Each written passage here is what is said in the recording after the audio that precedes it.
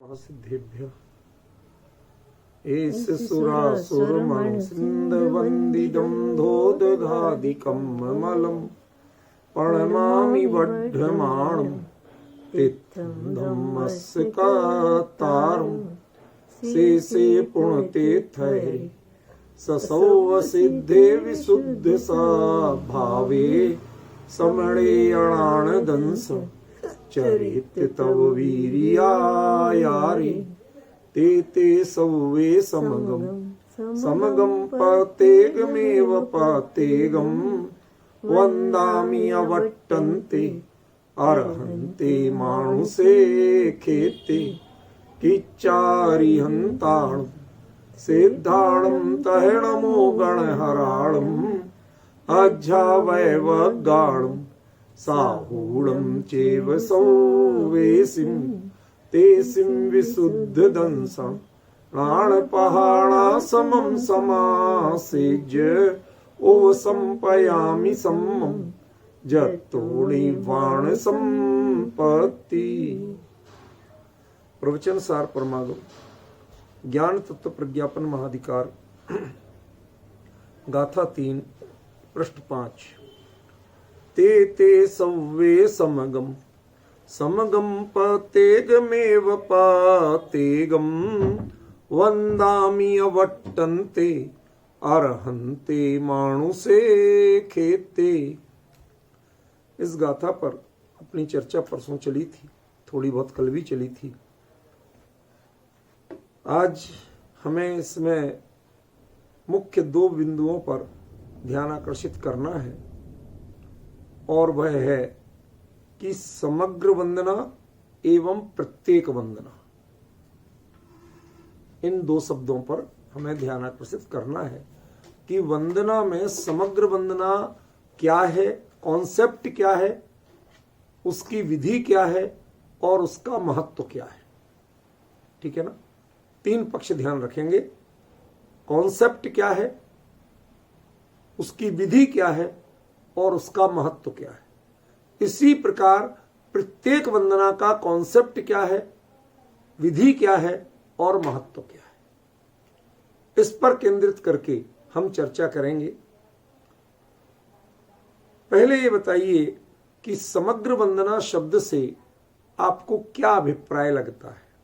सरल अभिप्राय तो यही है कि बाकी बचे हुए जो 19 तीर्थंकर थे वेहरमान, उन सभी को ये तो पहले संगम का अर्थ हो गया। ठीक है ना। फिर दूसरी जो समग्र वंदना, उसका अर्थ क्या होगा। सभी की एक साथ वंदना करना।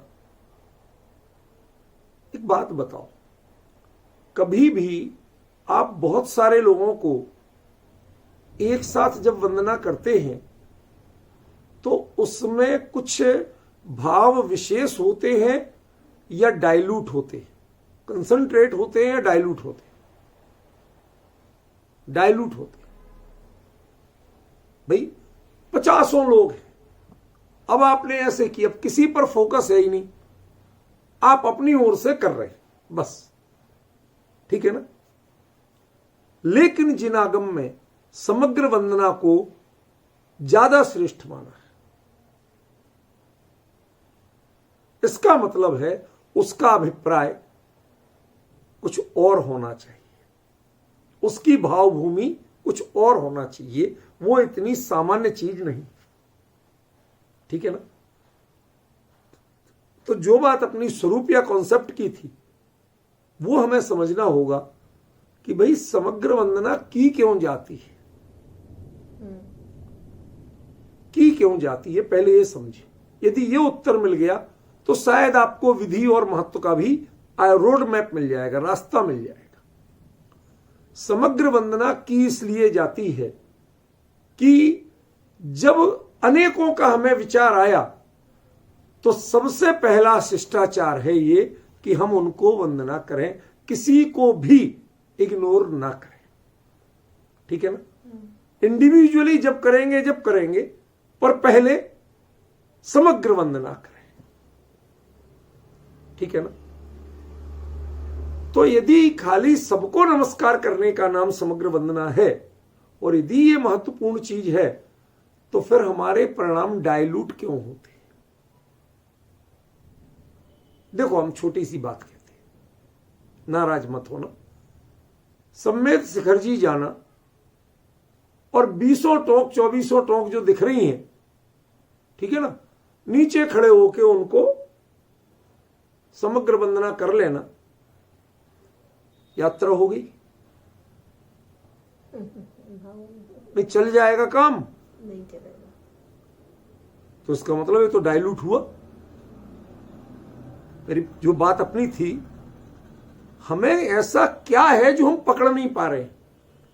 आचार्य कह रहे समग्र वंदना ज्यादा महत्वपूर्ण चीज है, ठीक है, और हम उसको डाइल्यूट कर रहे हैं। इसका मतलब है समग्र वंदना का कॉन्सेप्ट है असल में कुछ और हम समझ रहे हैं कुछ और। ख्याल में आया ना? जब हम सबको समाहित करने की कोशिश करते हैं, आज हम यदि 50 लोगों को 100 लोगों को एक फोटो में लेने की कोशिश करते हैं, तो ये तय मानिए कि उनकी जो शार्पनेस है वो खत्म होगी। वो गौर से देखने पे पहचान में आएंगे, पर उनके अंगों पंग आप क्लियर नहीं कर सकते बहुत ज्यादा। और यदि उनको इनलॉर्ज करोगे, फैलाओगे, तो उनके पिक्सल टूट जाएंगे, वो और भी पहचान में नहीं आएंगे। इसका मतलब है हमारी दृष्टि और हमारे संसाधन ये समग्र वंदना के लिए अनुकूल नहीं है। जो हमारा कॉन्सेप्ट है वो समग्र वंदना के लिए अनुकूल नहीं, क्योंकि आचार्य देव समग्र वंदना को ज्यादा महत्वपूर्ण बता रहे, और हम समग्र वंदना में वो डेंसिटी, वो गहराई वो पाई नहीं पा रहे। उसमें हमें या तो ब्लर होता है, धुंधला होता है, अस्पष्ट होता है, और या फिर वो इतना डाइल्यूट हो जाता है कि हाँ भैया हमने एक औपचारिकता पूरी कर ली। दरअसल ये जो समग्र वंदना है ये अनेकों की वंदना तो है, लेकिन वह एक के माध्यम से अनेक की वंदना है। समग्र वंदना उसका नाम नहीं है कि यूं हाथ घुमा भगवान सबको जय जय नंद, ये नहीं। आपने वंदना एक की, उनके माध्यम से आपके मंदिर में एक वेदी विराजमान है, एक भगवान विराजमान है, हमारे तो यही स्थिति है। और उसके बावजूद जितने पर्व हैं, जितने तीर्थंकर हैं, जितने निर्वाण क्षेत्र हैं, सबकी वंदना हम उनके माध्यम से करते हैं। रोज विराजमान 20 तीर्थंकर की वंदना, अनंतानंद सिद्ध परमेष्ठी की वंदना। तो जब एक के माध्यम से जहां आपका उपयोग केंद्रित है उसको बढ़ाना है, जो आपको क्लियर है उसको बढ़ाना है, जो ब्लर है उसको नहीं बढ़ाना। आपका उपयोग जब अनेक को ग्रहण करने जाता है तो आप उसमें नहीं पकड़ पाते, समझ गए? तो उसमें धुंधलापन आ जाता है। एक को तो आप ढंग से पकड़ रहे हो, हाँ अच्छा चलो मैं एक दृष्टांत देता हूं। हर कोई व्यक्ति अपनी मां को तो ढंग से जानता है ना,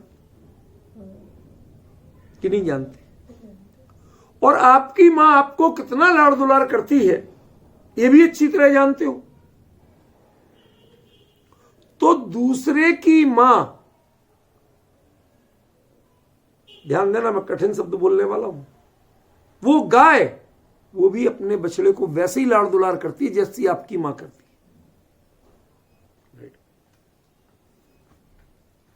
समझे कि नहीं? वो वैसे ही करती है, लेकिन आप उसकी ममता को छीनने में 1 सेकंड नहीं लगाते।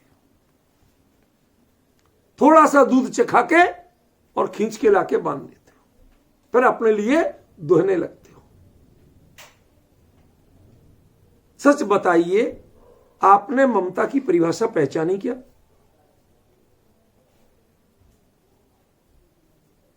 इसका मतलब है आपको अपनी मां तो मां है, लेकिन उसमें संपूर्ण ममता को, और ममता में जितने आते हैं उन सबको आप नहीं पकड़ पा रहे हो। अन्य का ग्रहण कैसे करना है? ममता से ग्रहण करना है, देह से नहीं करना है, आकार से नहीं करना है। किससे ग्रहण करना है? ममता से ग्रहण करना है। जब उस हिरणी में, जब उस गैया में आप वही मां का ममता वाला रूप देखोगे तो आपका मन करेगा चलो मुझे दूध नहीं मिला इसको तो पीने दो यार।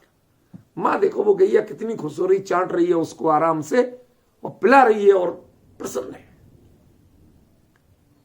अब आपने ममता का स्वरूप समझा, अब आपने मां का स्वरूप समझा, अब आपने अपनी उस ममता की पहचान को आपने धीरे धीरे फैलाना शुरू किया। एक निहायत बदसूरत सूकरी मादा सुअर कीचड़ में पड़ी अपने बच्चों को दूध पिला रही है। अब कैसी लग रही? ममता की दृष्टि से। यदि ममता की दृष्टि से देखोगे तो आपको कुछ बुरी नहीं लगेगी, और यदि उसकी आदतों की दृष्टि से देखोगे, हालत की दृष्टि से देखोगे तो बहुत बुरी लगेगी। समझ गए? एक चोर, अपराधी की मां, वो अपने बच्चे से मिलने आती है, वो छाती से लगाना चाहती है। आप कहते हो कि ये असली जड़। अरे उसने उसको जन्म दिया, जो विकार हैं वो उसके बच्चे के जरूर हैं, लेकिन जो मिलने आई है वो मां मिलने आई है। आप यदि उसकी भावना का तिरस्कार करोगे तो आप भी अपराधी हो। ये मत देखो किसकी मां है, ममता देखो। मैं आपको इनलार्जमेंट करना सिखा रहा हूं। जब आप अकेले ममता की दृष्टि से देखोगे तो किसी का तिरस्कार नहीं कर पाओगे, चाहे वो अपराधी की मां हो, चाहे निरपराधी की, चाहे भिखारी की मां हो, चाहे अरबपति की, चाहे कुकर सूकर की मां हो, और चाहे आपकी, आप उसमें अंतर नहीं कर पाओगे। एक के माध्यम से उसकी जो मूल भावना है उसका विस्तार करोगे तो वो सब गृहीत हो जाएंगे, उसमें इंडिविजुअलिटी खत्म हो जाएगी और गुण प्रधान हो जाएगी। नहीं आया समझ? बताऊंगा। देखो भैया, मैं जरा धीरे धीरे चल पाता हूं, मेरी आदत कमजोरी समझो। आप 24 तीर्थंकर की पूजा करते हो? करते हो। उसमें पंचगणक आते हैं? नहीं आते। और जब आप किसी तीर्थंकर की करते हो तो पंचगणक आते हैं कि नहीं आते? आते हैं। जब 24 की करते हो तो उसमें 5 कल्याणक क्या उनके होते नहीं? होते तो है, लेकिन वो आप गायब कर देते हो। इंडिविजुअलिटी, वैयक्तिकता, जो व्यक्तिगत पहचाने हैं उनको आप गायब करते हो, और जो वीतरागता, सर्वज्ञता, हितोपदेशिता है, जो उनके कॉमन फैक्टर हैं, उनको आप उभारते हो। अब कुछ उत्तर समझिए या नहीं समझिए? कि और खुलासा करूं? उत्तर दे दिया मैंने। जब हम गुणों पर केंद्रित होते हैं तो समग्र वंदना होती है, और जब व्यक्तिगत केंद्रित होते हैं तो प्रत्येक वंदना होती है। इसलिए प्रत्येक वंदना से समग्र वंदना कई गुना श्रेष्ठ। वीतराग की दृष्टि से देखोगे तो जो अनंत सिद्ध हुए, भविष्य में होंगे, वर्तमान में हो रहे, किसी पर आप भेद नहीं कर सकते हो। समझ में आया?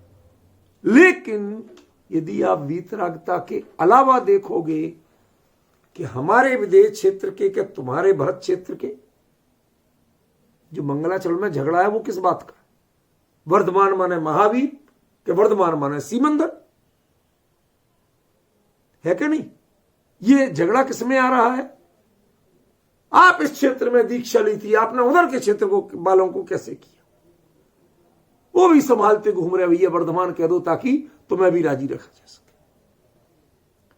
ये समस्याएं किसने पैदा की?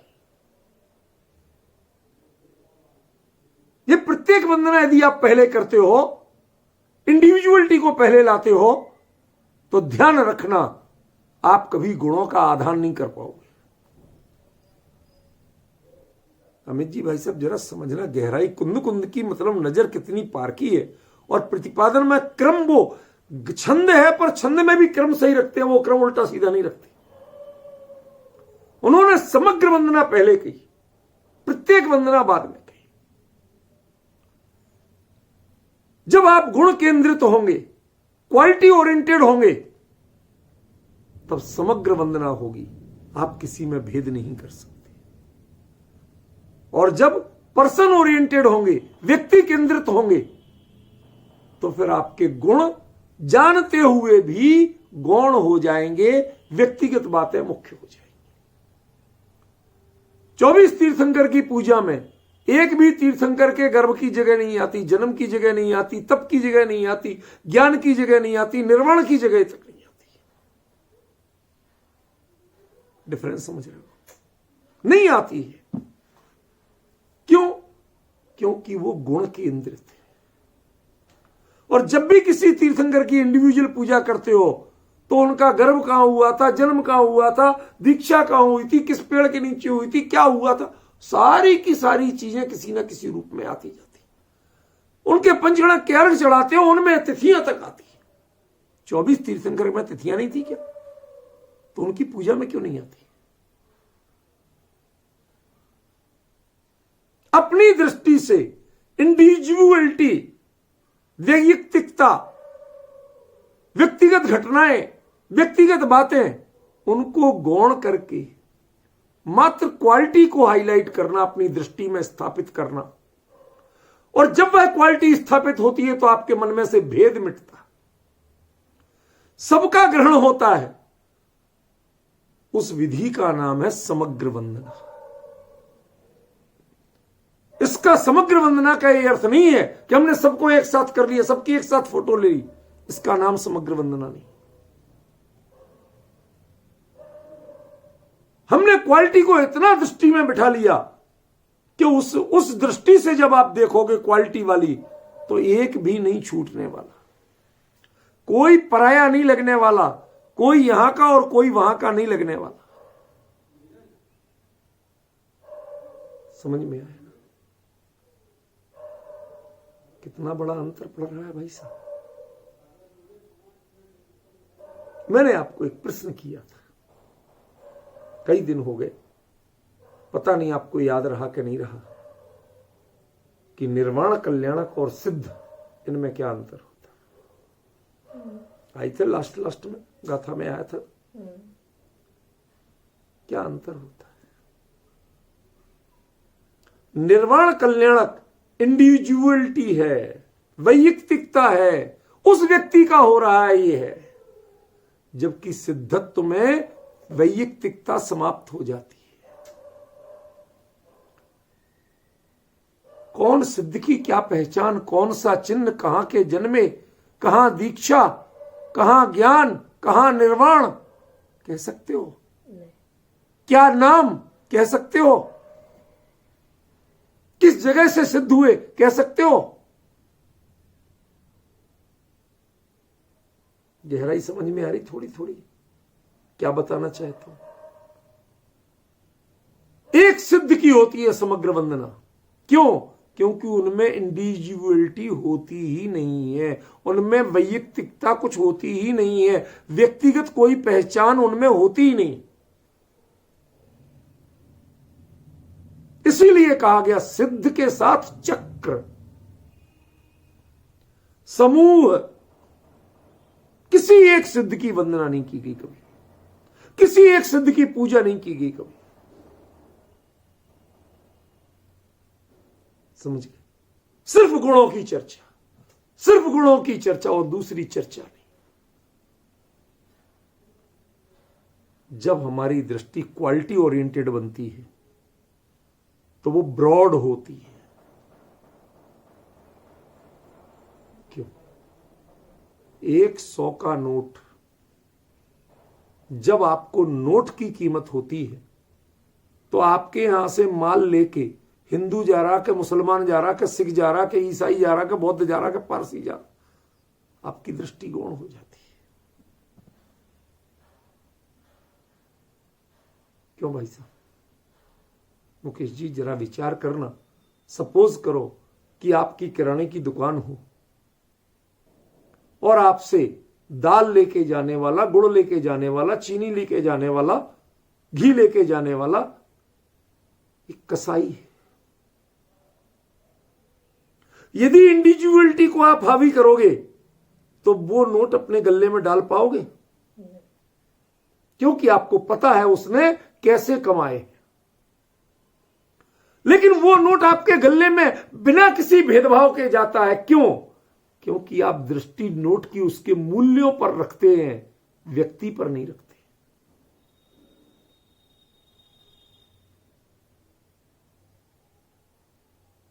समझ में आ रहा है कुछ मैं क्या संकेत करना चाह रहा हूं?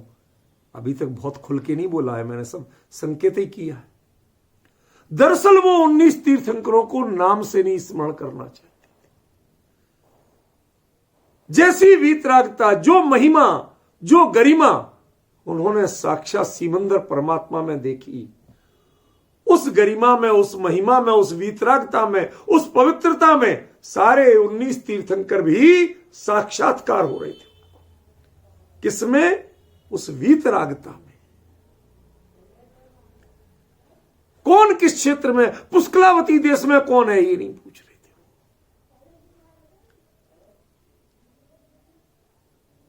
मुकेश जी अंतर समझ में आ रहा है क्या कह रहा हूं?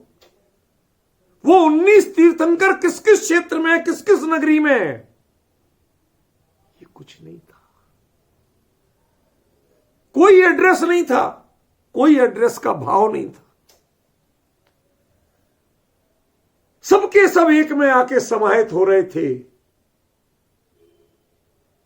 और वो कैसे हो रहे थे? उस एक वीतरागता में समाहित हो रहे थे। उस विहरमान दशा में भी, ठाण सिद्ध विहारा की दशा में भी, जिनके अंदर की पवित्रता में कहीं कोई भंग नहीं, कोई फर्क नहीं है, ऐसे समाहित हो रहे थे। सचिन समझ में आ रहा है क्या कह रहा हूं? यदि उनमें इंडिविजुअलिटी देखी होती है, कौन किस देश में, कौन पूर्व विदेह में, कौन पश्चिम विदेह में है, कौन किस नगरी में, क्यों, किसके कितने कल्याणक हुए, समग्र वंदना नहीं होती। सब भूल जाओ, व्यक्तिगत पहचाने भूल जाओ, सूकरी है कि कुकरी है ये सब भूल जाओ। उसमें जब ममता एक मां देखोगे तो आपको अपनी मां से ज्यादा अंतर नजर नहीं आएगा। तुम्हारी मां ने भी ऐसे ही दूध पिलाया होगा जैसे वो पिला रही है अपने बच्चे को। तुम्हारी मां ने भी तुम्हें बचाने के लिए अपनी ऐसी जान लड़ाई होगी जैसे वो अपने बच्चे को बचाने के लिए। मैं आज एक दृश्य याद करके कभी भी कांपता हूं। मैं डबल एमए कर रहा था जयपुर में। एक छोटे से कमरे में ऐसी बिल्कुल कबाड़, लोगों के घर का कबाड़ खाना था। घर से अलग उधर कचरा रखते थे वो अपने घर का। भैया हमारे पास पे वही ले लिया हमने किराए पे। हमने कि आधे में तुम रखे रहो, आधे में हम अपना काम चला लेंगे। तेज सर्दी के दिन जयपुर में उस समय काफी अच्छी ठंडक थी। उस ठंडक में हुआ क्या, हुआ ऐसा कि वो बाहर, कमरे के बाहर साइड में जरा गहरी नाली थी। अब वहां दिन में हमने देखा था कि एक कुतिया ने 4-5 बच्चे दिए थे। छोटे छोटे से रुई के फाहा से बच्चे ऐसे दिख रहे थे। हम लोगों ने भी देखे। वो सुबह सुबह धूप में उनको धूप खिला रही थी, दूध पिला रही थी। हम लोग भी तमाशा देख रहे थे। संयोग की बात, एक बच्चा सर्दी के दिन भयंकर ठंडक, वो नाली में गिर गया। नाली गहरी, वो कुतिया भी उतर नहीं पा रही उसमें से, बच्चे को निकाल नहीं पा रही। मुझे उसकी, वो भी रो रही। उनके भी आवाज भौंकने की अलग होती, रोने की अलग होती, सब समझते हैं आप। वो भी रो रही मेरे कमरे के ठीक बाहर, खिड़की से पूरी आवाज आ रही। बहुत देर तक मैं बेचैन रहा। आखिरकार मैंने कहा मैं इसके बच्चे को निकाल दूं, मुझे ठंड लग जाएगी, कपड़े गंदे हो जाएंगे, बदल लूंगा, कुछ भी कर लूंगा, लेकिन उस बच्चे की जान बच जाएगी और मैं इसके रोना बंद हो जाएगा, इससे तसल्ली मिल जाएगी इस मां को। मैं वो सोच के गया निकालने। वो क्या सोचती, शुरू के जब बच्चा पैदा ही किया हो उस समय मां के में इतनी ममता होती है कि जो आया वो मेरे बच्चे को करने आया, नुकसान पहुंचाने आया, ये सोच के वो झपटे मेरे ऊपर। फिर भाग गया अंदर। अब फिर दोनों रो रहे। फिर से आया, फिर कोशिश की। अब गहरी नाली से निकालना तो मैं जुगाड़ करके लाया एक फावड़े का, उनके यहां पड़ा था कबाड़ में, कि मैं उस फावड़े पे इस बच्चे को लेके ऊपर रख दूंगा। उसने हाथ में देखा कि डंडा लेके आया। वो इतनी गुस्से में झपटी मेरे ऊपर। मुझे अब बताओ कि मैं उस पर जो मैं उसके बच्चे को बचाने जा रहा हूं और वो नालायक मेरे को काटने दौड़ रही है।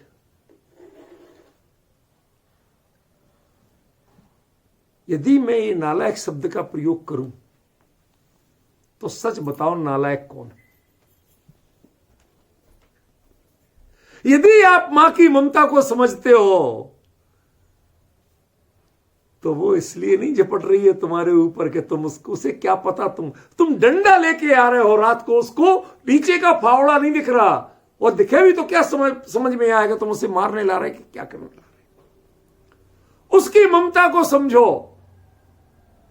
कभी तुम्हारी मां भी ऐसे ही दूसरों पर झपटी होगी तुम्हें बचाने के लिए, वो भी लड़ी होगी। यदि वो देखोगे तो उसमें कोई दोष नजर नहीं आएगा, करुणा आएगी। आप ऐसी कोशिश करोगे कि किसी तरह इसको थोड़ी देर के लिए पकड़ा जा सके, पहले कुतिया को, मां को, तब इसके बच्चे को बचाऊं और सुरक्षित पहुंचाऊं। कष्ट तो आप दूर करना चाहते हो, मां और बेटे की दूरी तो आप दूर करना चाहते हो, ममता की रक्षा तो करना चाहते हो, लेकिन उसकी जो गलतियां आपकी दृष्टि से हैं उनको आप नहीं देखना चाहते हो। और यदि देखते हो उन गलतियों को, इसका मतलब नालायक कौन है? वो मां है कि आप हो। यदि हम इंडिविजुअलिटी को देखते हैं, वैयक्तिकता को देखते हैं, तो अयोग्य कौन है, हम या वो? इसलिए जिनामनाय में पहला पाठ सिखाया विनय का, और वह पाठ है कि पहले आप समग्र वंदना करेंगे, बाद में प्रत्येक वंदना करेंगे। अब याद आ रहा है मैंने क्या कहा था कुछ दिन पहले, कि मंदिर में जाके पहले प्रदक्षिणा होती है। कहा था कि नहीं कहा था? प्रमाण दिया था, आगम का दिया था ना। अब समझ में आ रहा है? कुंद भी वही बात कह रहे हैं। वो प्रदक्षिणा समग्र वंदना है, वो उसकी बाहरी विधि है। और अंतरंग परिणति क्या होती है कि आपकी दृष्टि वीतरागता, सर्वज्ञता आदि किसी, इनके अलावा किसी पर नहीं है। आप किसी की व्यक्तिगत पहचान और चिन्ह नहीं देखना चाहते हो, कौन कहां जन्मे, कहां दीक्षा, कुछ नहीं देखना चाहते हो, विचार नहीं करना चाहते हो। आप पूरा उपयोग केंद्रित रखना चाहते हो उनकी वीतरागता। वो वीतरागता इतनी बड़ी है, वो चादर इतनी बड़ी है कि 19 के 19 तीर्थंकर आके उसमें बैठ जाते हैं, लेकिन किसी की अलग से पहचान नहीं दिखती है। सब में वही वीतरागता, सब में वही सर्वज्ञता, सब में वही विहरमान होने की स्थिति में भी अंतरंग में अप्रभावित होना, अंतरंग में स्वरूप में लीन होना, जिसके लिए गुरुदेव पढ़ते थे, बारंबार गाते थे, स्वरूपे डूबेला नमन तुझने हो जिनवरा। वो क्वालिटी पहचानना। ख्याल में आ रहा है अमित जी भाई साहब? क्या इसलिए कहा था कि पहले समग्र वंदना करना, पहले प्रदक्षिणा करना।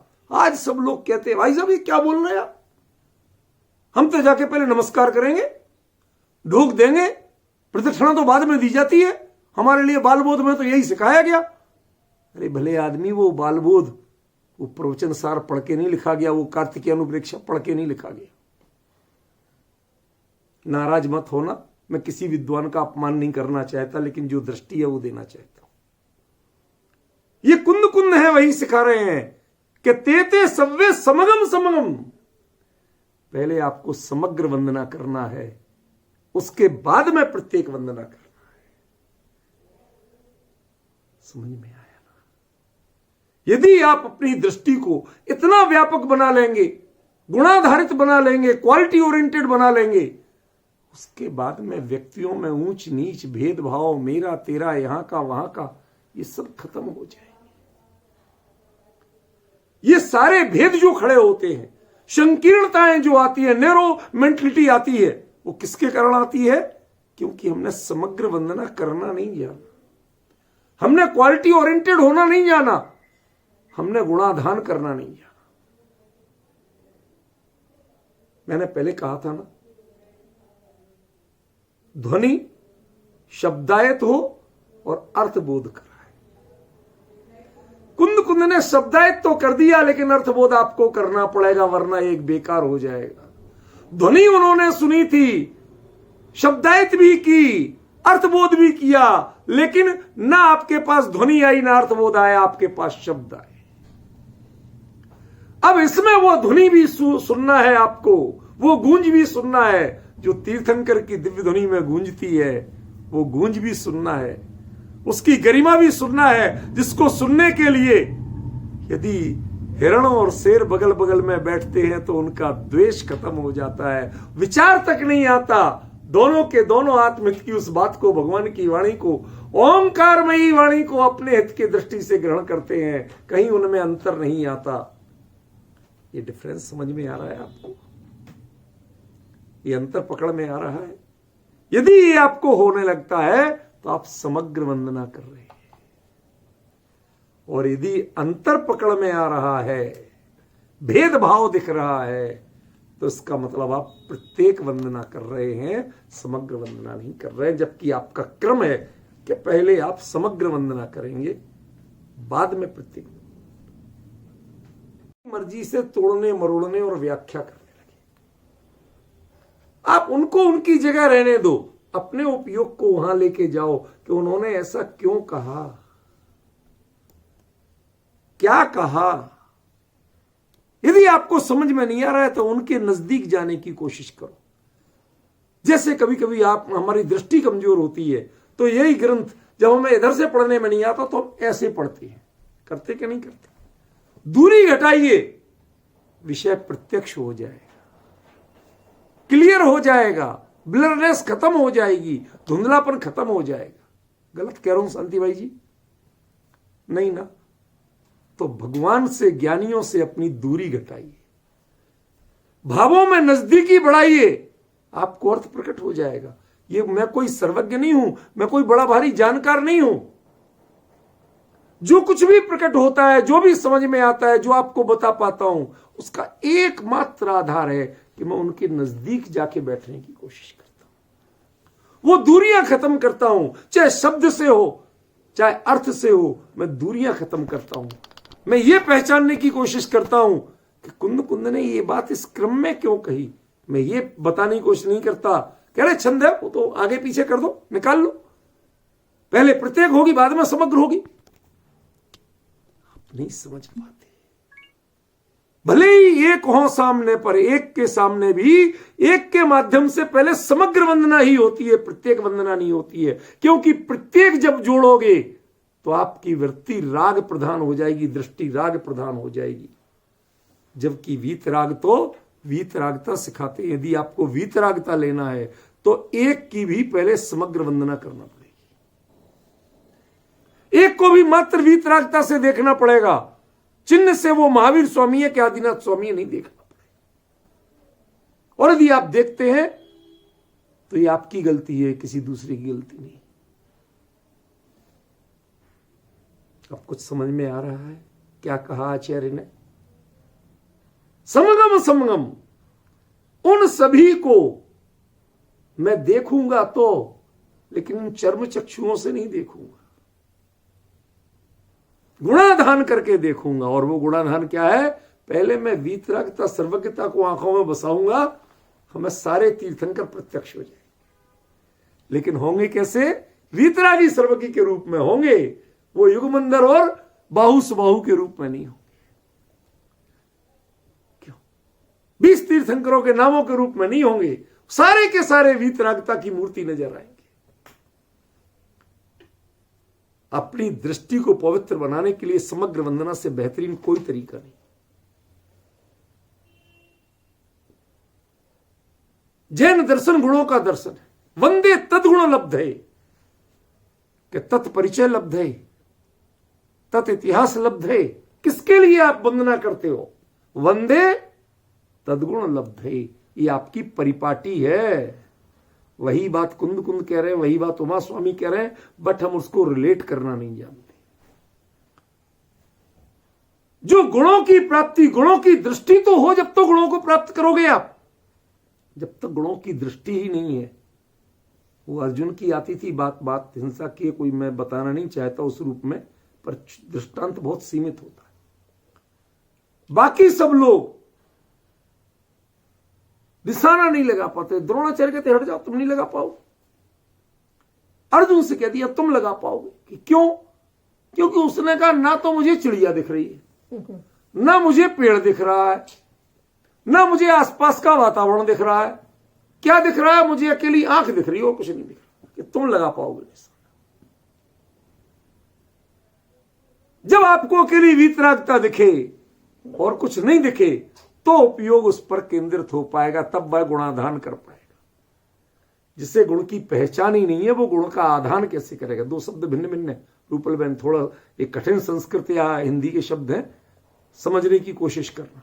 आधान माने अपने में आत्मसात करना, और गुण ग्रहण या पहचान वो सिर्फ ज्ञान परक चीज है, जानना, पहचानना। ये वीतरागी है, सर्वज्ञ है। वीतरागता किसे कहते हैं, सर्वज्ञता किसे कहते हैं, ये सब जो हम जानते हैं, ये तो जानना है, ये गुणाधान नहीं। लेकिन जब पहचानोगे, सामने वाले को उस दृष्टि से देखोगे, तो आप गुणाधान कर पाओगे। समझ में? जब वो करुणा देखोगे हृदय में, तो गुणाधान कर पाओगे। और वो करुणा जब तक आपके हृदय में नहीं है, तो आप दो माह में कभी एक दृष्टि नहीं कर सकते।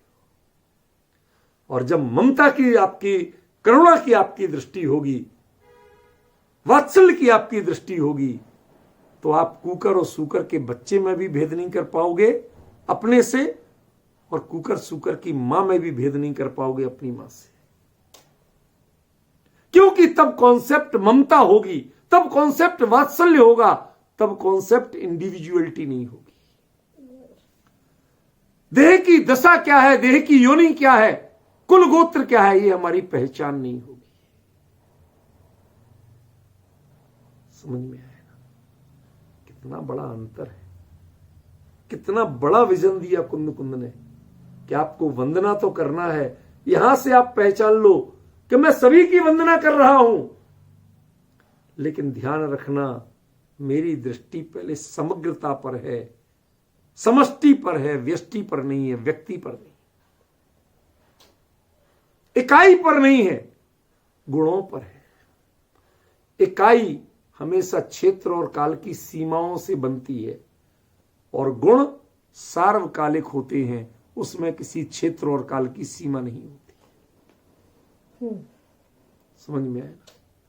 व्यष्टि क्षेत्र और काल बनाते हैं, समष्टि में क्षेत्र और काल की जो कारा है, जो बंधन है, जो सीमाएं हैं, वो मिटती हैं, तब समष्टि बनती है। ख्याल में है ना? आप विचार करिए, किसी को आप श्रेष्ठ मानते हैं, किसी को कनिष्ठ मानते हैं, दोनों मां हैं, उनको आप मां की दृष्टि से नहीं देख पाते।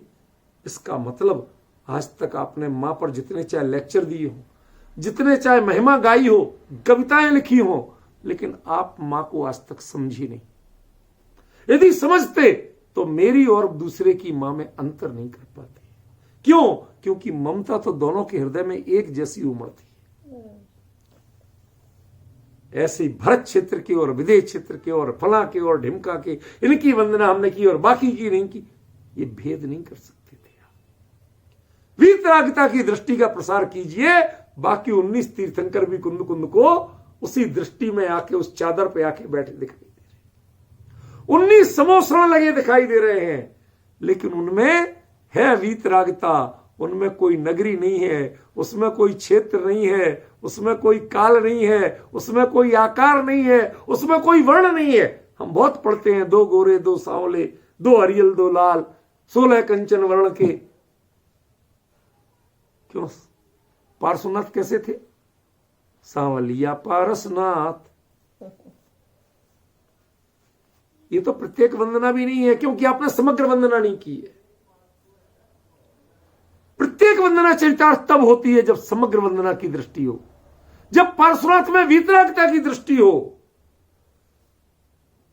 तो उसके बाद में देह का वर्ण ऐसा था ये कहा जाएगा। पार्श्वनाथ सांवलिया नहीं कहे जाएंगे, पार्श्वनाथ सांवले नहीं थे, उनके संयोग की देह का वर्ण ऐसा था। अब क्षम्य है, समग्र वंदना के बाद प्रत्येक वंदना की बातें क्षम्य है, लेकिन यदि शुरुआत आप प्रत्येक वंदना से करेंगे, इंडिविजुअलिटी से करेंगे, तो तय जानना आप कि आपकी दृष्टि राग केंद्रित होगी, मोह बढ़ाएगी, द्वेष बढ़ाएगी, तेरा मेरा बढ़ाएगी, कभी गुणाधान नहीं कर पाएगी। इसलिए आचार्य देव ने यहां क्या कहा? समगम समगम, समग्र वंदना पहले कर। क्या अद्भुत बात! कुंद कुंद की दृष्टि, यदि आपको कुछ नहीं करना, अपने आप को भूल जाओ, कुंद कुंद के हृदय में जाके बैठ जाओ, उनकी आंखों से देखने लगो, क्या सोच के उनका हाथ चल रहा था वो सब सोचने लगो, आपको सारे अर्थ मिल जाएंगे। कहीं ढूंढने की जरूरत नहीं, किसी डिक्शनरी की जरूरत नहीं। हमारी कमी यह है कि हम कुंद कुंद के हृदय में नहीं बैठते, हम पंडित बन के उनका अर्थ करना चाहते। मेरी नजर में कुंद कुंद कैसे थे ये सब बताना चाहती, कुंद कुंद मेरी दृष्टि में, महावीर मेरी दृष्टि में। अरे भले आदमी, अपनी दृष्टि से महावीर को देखोगे तो विकृत हो जाएगा रूप, क्योंकि तेरी दृष्टि तो वीतराग है ही नहीं, वो तो वीतराग है। तेरी दृष्टि में वीतरागता आज तक आई नहीं, तू क्या आंकेगा उनके व्यक्तित्व को? बेहतर है थोड़ी देर के लिए सही, फॉर द टाइम बीइंग, अपनी दृष्टि को महावीर के अनुसार बनाने की कोशिश कर, तेरा जीवन सफल हो जाएगा। भले ही पंडिताई में फेल हो जाए, लेकिन एक भक्ति में पास हो जाएगा। शांति भाई શું કહ્યું? સાંભળો છો? શું? संसार की दृष्टि से पंडिताई में फेल हो जाओगे, लेकिन एक इंडिविजुअलिटी, एक आध्यात्मिक साधक, एक भक्त, एक शिष्य के रूप में पास हो जाओगे। अब बताइए, आपको पंडित बनना जरूरी है या भगवान का भक्त बनना जरूरी है?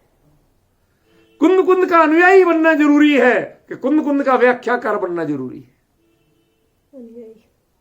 यदि अनुयायी बनना है तो कुंद कुंद के अनुसार चलना सीखो, अपनी पहचान भूल जाओ।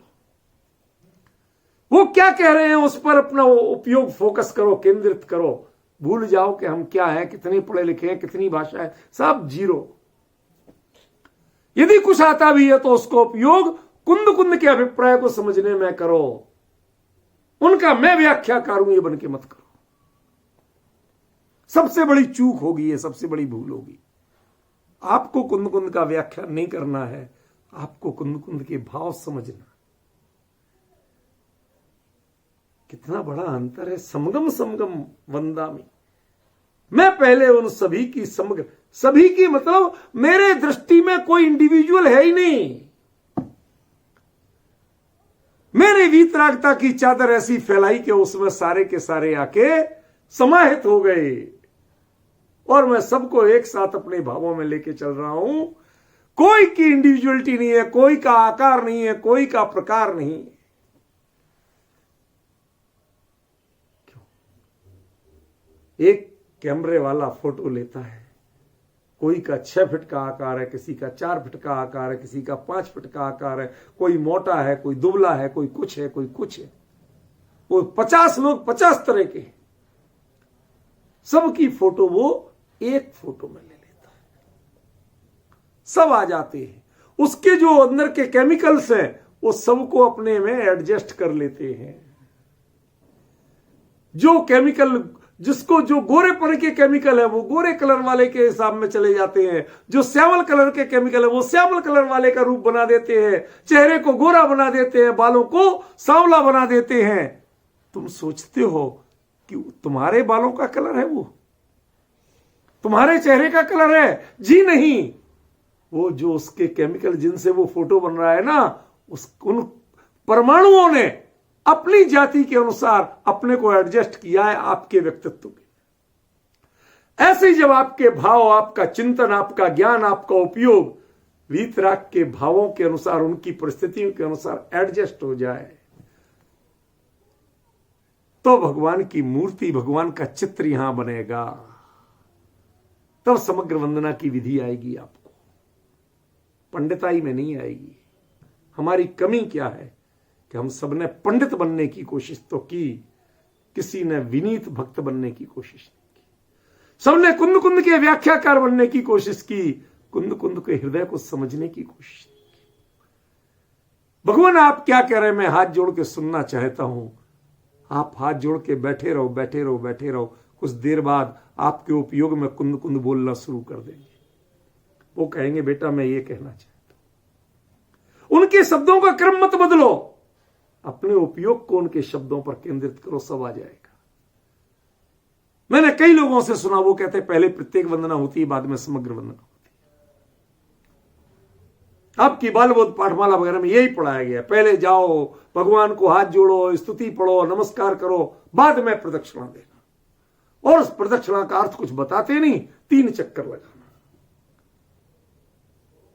अरे वो 3 लोक के समस्त कृत्रिम कृत्रिम चैत्यालयों की एक के माध्यम से वंदना।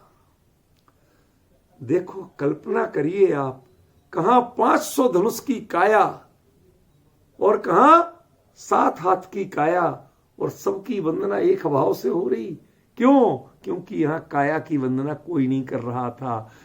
500 धनुष की काया में भी वीतरागता की मात्रा उतनी ही होती है जितनी 7 हाथ की काया में होती है। वीतरागता में कमी नहीं होती है। फिर तुम यदि काया से बेकीमत करते हो तो नादानी तुम्हारी है। आप मंदिर में भगवान विराजमान कराते हो कि स्फटिक विराजमान कराते हो कि सोना विराजमान कराते हो? एक ने पाषाण के जिनमें विराजमान कराए और आपने स्फटिक के कराए, और आपको अहंकार का भाव बढ़ता है, गर्व से सुनाते हो, तो इसका मतलब आपने आज तक समग्र वंदना की ही नहीं है।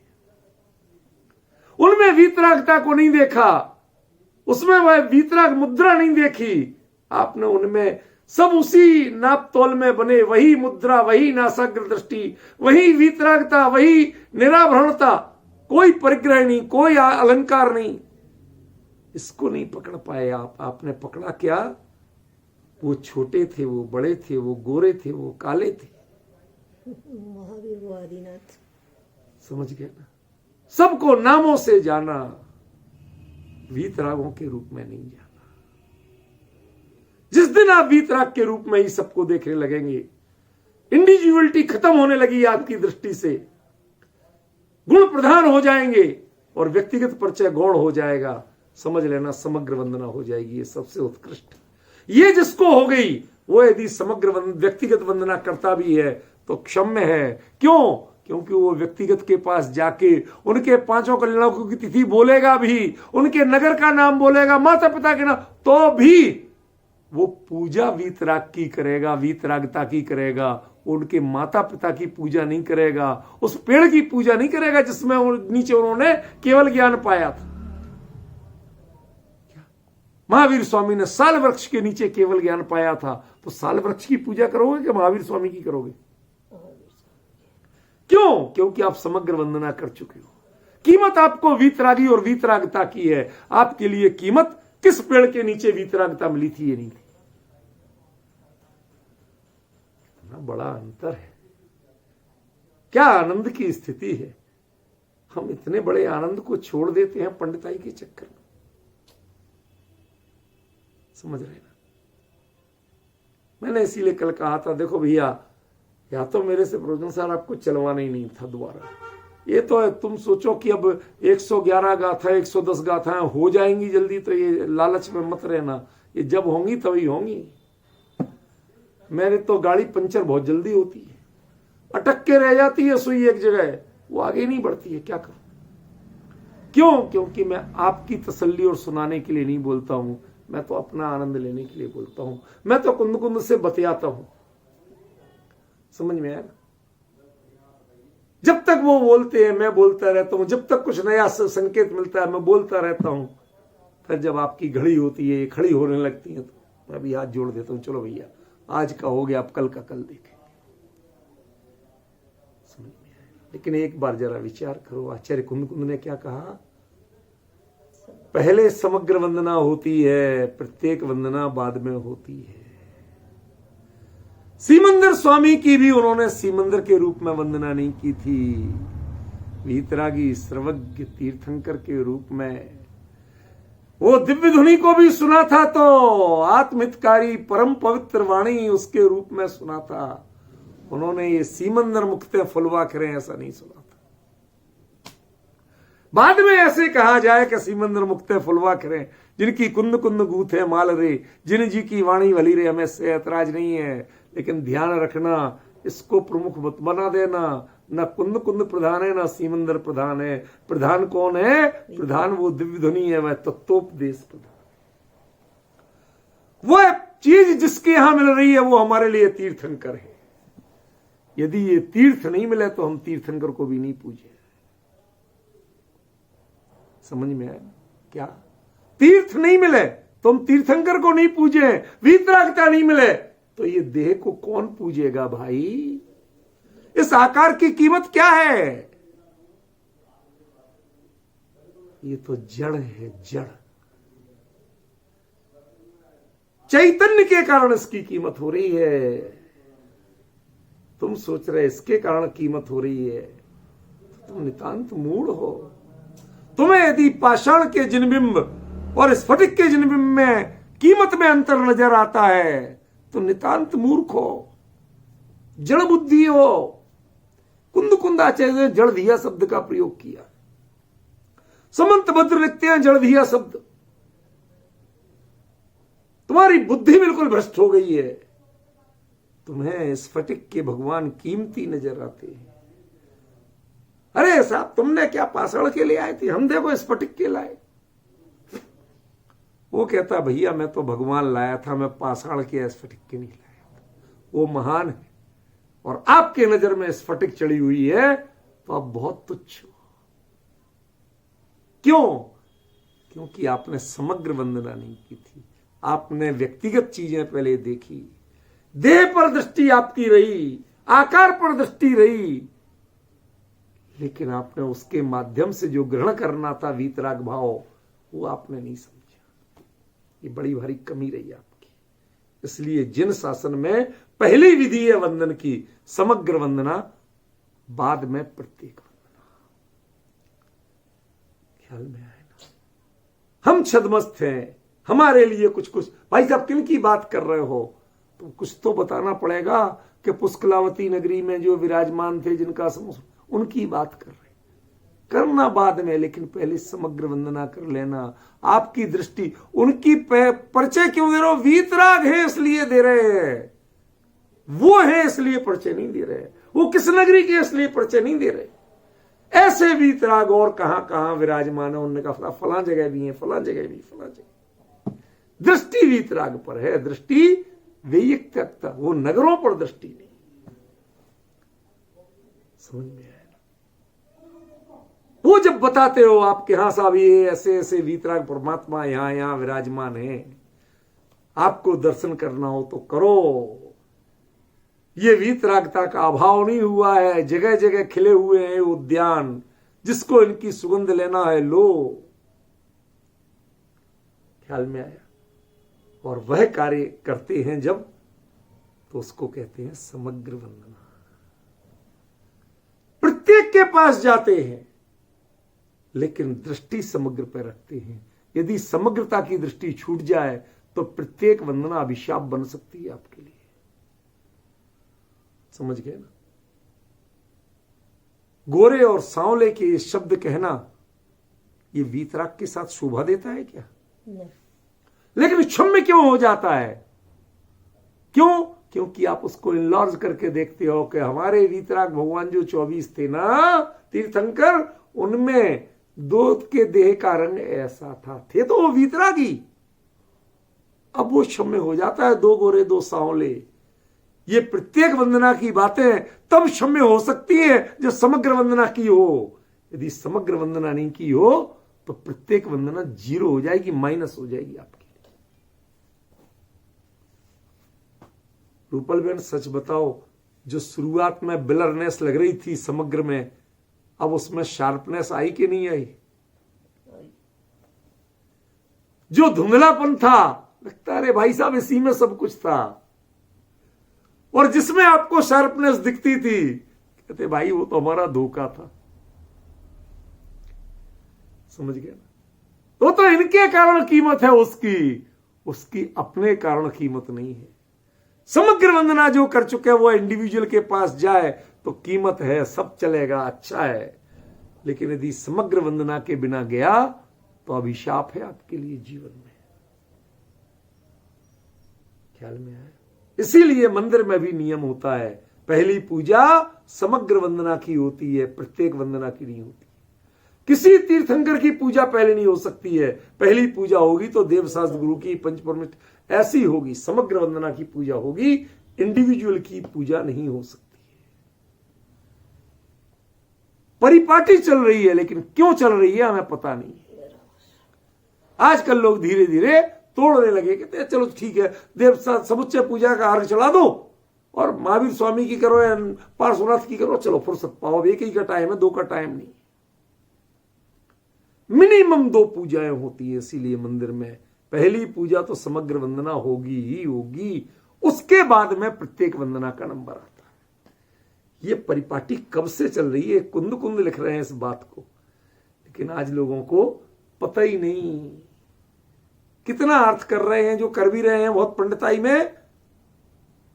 उन 19 तीर्थंकरों को समग्र रूप से पहले ऐसे करके वंदना कर ली, फिर ऐसे ऐसे करके वंदना कर ली।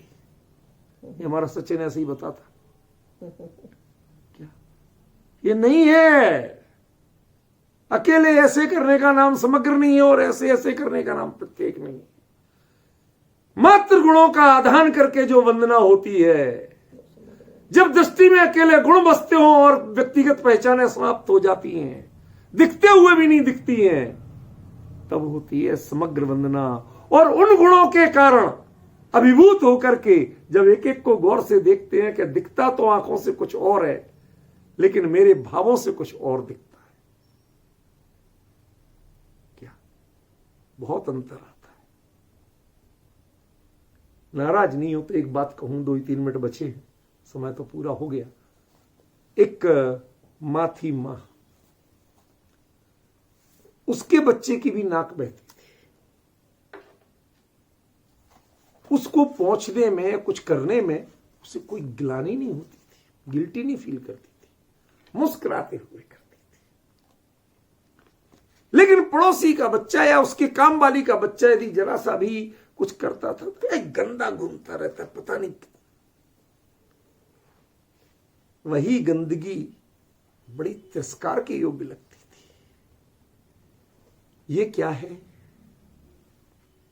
ये आपकी दृष्टि की संकीर्णता है। ये मेरा तेरा है, ये इंडिविजुअलिटी प्रधान है आपकी दृष्टि में। आपने समग्र वंदना करना नहीं जानी। ये तो बहुत तुच्छ सा दृष्टांत था, सिर्फ प्रयोजन समझने के लिए। ऐसे ही छोटे हों या बड़े हों, स्फटिक के हों, हीरे के हों, रत्नों के हों या धातु पाषाणमयी हों, इनकी कीमत नहीं है। आपको कीमत होना चाहिए वीतरागता की। जब वीतरागता आपको समझ में आने लगे और सब कहीं वीतरागता ही छाई दिखे तो समग्र वंदना है। और यदि आपको बाकी सब दिखता है और वीतरागता नहीं दिखती है तो समग्र वंदना नहीं हुई, और जिसकी समग्र वंदना नहीं हुई उसकी प्रत्येक वंदना भी तुच्छ है, व्यर्थ है, किसी काम की नहीं। वह सार्थक कब होगी? जब समग्र वंदना हो जाएगी। समग्र वंदना से प्रत्येक वंदना कैसे होती है, कब सार्थक होती है, उसकी चर्चा कल करेंगे। आज समय